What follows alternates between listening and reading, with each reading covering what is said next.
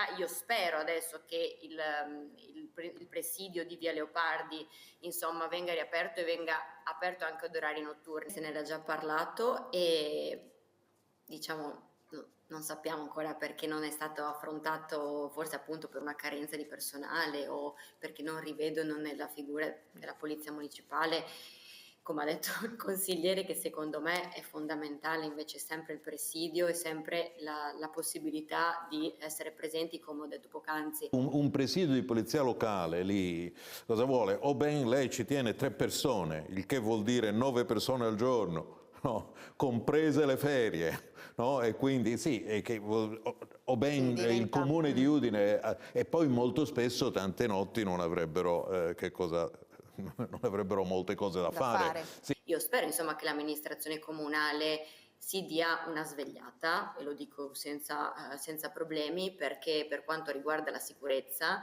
non è mai stata una loro priorità, e per quello mi sento di dire che se siamo arrivati a un livello di degrado così tale come ci ritroviamo oggi è per colpa di una non voglia, dal mio punto di vista, di affrontare certe tematiche nei tempi corretti.